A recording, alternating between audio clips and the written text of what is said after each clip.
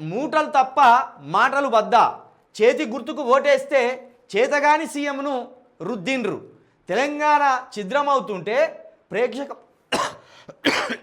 తెలంగాణ ఛిద్రమవుతుంటే ప్రేక్షక పాత్రన నమ్మి అధికారం ఇస్తే అస్తిత్వాన్ని దెబ్బతీస్తారా?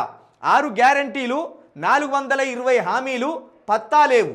మీరు ప్రకటించిన డిక్లరేషన్లపై డెడికేషన్ ఏది? అన్నదాతల నుంచి ఆడబిడ్డల దాకా బాధితులే.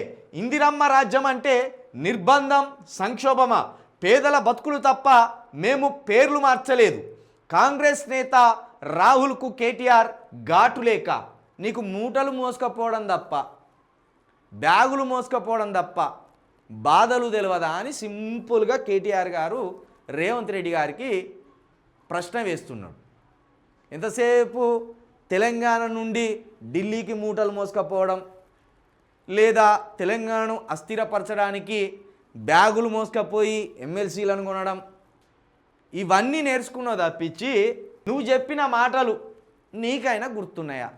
నువ్వు ఇచ్చిన డిక్లరేషన్, వరంగల్ డిక్లరేషన్ కావచ్చు, ఖమ్మం డిక్లరేషన్ కావచ్చు, హైదరాబాద్ డిక్లరేషన్ కావచ్చు. ఖమ్మం డిక్లరేషన్ ఏమో అది విద్యా వికాసానికి సంబంధించిన డిక్లరేషన్, వరంగల్ డిక్లరేషన్ రైతు declaration, Hyderabad declaration youth declaration. ఇట్లా నువ్వు ఇచ్చిన డిక్లరేషన్ పట్ల నీకేమైనా డెడికేషన్ ఉందా? 418 హామీల పట్ల నీకేమైనా సోయి ఉందా? ఇక 6 గ్యారంటీలని మభ్యపెట్టి 420 హామీలు ఇచ్చి వాటికి పత్తా లేదు, వాటి ఊసు లేదు అని అడుగుతున్నాడు. నమ్మి నానబోతే పుచ్చి పురుగులైనాయి అంటాం కదా, మన తెలంగాణ సామెత ఒకటి ఉన్నది. ఊకేనని నమ్మి నానబోతే పుచ్చి పురుగులైనాయి అన్నట్టున్నది ఇప్పుడు కాంగ్రెస్ ప్రభుత్వం తీరు. నమ్మి అధికారం ఇచ్చినాం. 10 ఏళ్ళు కేసీఆర్ కొన్ని పొరపాట్లు చేసిండు, కొంత బాగా చేసిండు, తెలంగాణను మాత్రం స్థిరంగా నిలబెట్టిండు. ఇది ఎవరు కాదనలేని మాట. 10 ఏళ్ళు చూసినాం కదా కేసీఆర్ని. మరి ఈ రేవంత్ రెడ్డి ఇంతటోన్ని అంతటోన్ని అని చెప్తున్నాడు కదా, మరి కాంగ్రెస్లోకి పోయిండు కదా, మరి ఈయన నమ్మి ఏమన్నా అధికారం ఇస్తే కేసీఆర్ కంటే ఏమన్నా చక్కబరుస్తాడేమో అనుకుంటే తీసుకపోయి ఎక్కడనో లాస్ట్ బెంచ్లో కూర్చోబెట్టిండు.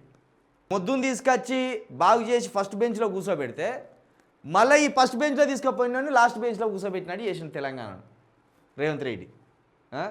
ఇక మొత్తం పేరు మార్చుడు తప్పించి ఏం లేదు. అన్నదాతల నుండి మొన్న ఆశా కార్యకర్తల వరకు, రైతుల నుంచి మొన్న ఆశా కార్యకర్తలు మాకు 18,000 శాలరీ పెంచుతామని చెప్పినావు, ఎందుకు పెంచలేదు అని అడిగితే పిడిగుద్దులు, శిరబట్టి గుంజుడు, తీసుకుపోయి అరెస్ట్ చేసుడు, తన్నితే హాస్పిటల్లో పడ్డారు. అక్కడి దాకా వచ్చింది. ఇక టీఎస్ ఉన్నదాన్ని టీజీ మార్చుడు, అధికారిక చిహ్నంలో కాకతీయ కళాతోరణం తీసేసిండు, గోల్కొండ తీసేసిండు, ప్రగతి భవన్ పేరును ప్రజాపాలన భవన్ అని మార్చిండు. ఇక మొన్న చూస్తే తెలంగాణ తల్లి రూపాన్ని మార్చిపడేసిండు. ఇట్లా పేర్లు మార్చుడు లేకపోతే రూపాలు మార్చుడు తప్పించి రేవంత్ రెడ్డి గారు ఇప్పటిదాకా కొత్తగా చేసింది అయితే ఏం లేదు.